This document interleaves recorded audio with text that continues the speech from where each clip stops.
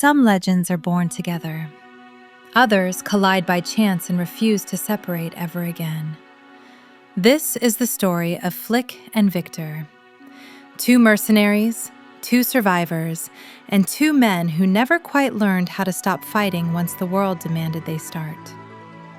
Flik was born in Warriors Village, raised on tradition, discipline, and the belief that strength defined worth. When his manhood ceremony ended, he left as expected, wandering the world until he became a mercenary. He fought for coin and survival, with no grand cause, until fate placed Odessa Silverberg in his path. Around SY 453, Flik saved her from Scarlet Moon Empire soldiers on the road to Gregminster. Drawn to her conviction and vision, he joined her cause without hesitation, eventually becoming vice commander of the Tauren Liberation Army. He earned the title Blue Thunder Flik for his blue armor and swift swordsmanship, and over time, he and Odessa fell in love in the quiet moments between battles. Victor's path was far less structured. He grew up in North Window in the city-states of Joustin, surrounded by soldiers and mercenaries.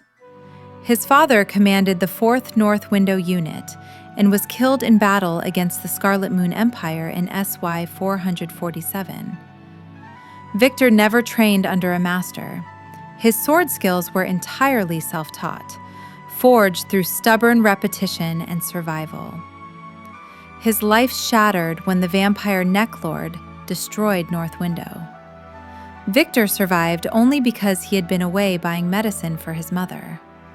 When he returned, the city was gone, its people slaughtered, Daisy among them.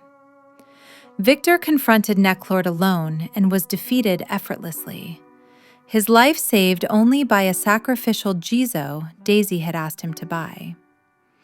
After recovering, Victor helped clear the remaining undead from North Window, and then buried every villager himself, refusing all help. Denied permission to hunt Necklord, he fell into despair, drinking and fighting until Zamji pulled him back from the edge. For 6 months, Victor lived with Zamji's family, slowly learning how to exist again. Flik's world collapsed when Odessa was killed during the Liberation Army's retreat. Overcome with grief, he fled and rejected the boy who inherited her dream, lashing out in anger and pain. But Flik stayed when he realized Odessa would have been ashamed of him for walking away. He chose to fight on, not for revenge, but to honor the future she believed in. By chance, Victor crossed paths with that same fleeing boy from Gregminster. He initially intended to exploit the situation, but his instincts took over, and he brought the boy to Odessa. That single decision reshaped history. After Odessa's death, Victor remained with the Liberation Army, following the leader he had delivered to destiny. He convinced Flik to return, fought through Cunon, warned Gremio, and mourned him when he fell, carrying Gremio's axe as a silent promise. Flik and Victor fought side by side through setbacks and defeats, slowly helping the Tauren Liberation Army become something real. Near the end of the war, Victor learned Necklord was in Lorimar and obtained the Celestial Sword, striking the vampire down. Or so he believed. When Gregminster fell, Flik and Victor stayed behind to ensure their leader's escape, then vanished once more into the world as mercenaries. After the Gate Rune War, they wandered together, eventually returning to Joustin, where Annabelle of Muse City hired them to form a mercenary company. That fragile peace shattered when Luca Blight attacked. Muse fell, Annabelle was assassinated, and once again, they were too late. During the Dunon Unification War, Flik and Victor defended Muse, tested the young hero, and fought beside him, recognizing Odessa's dream reborn, first in McDole and now in Riou.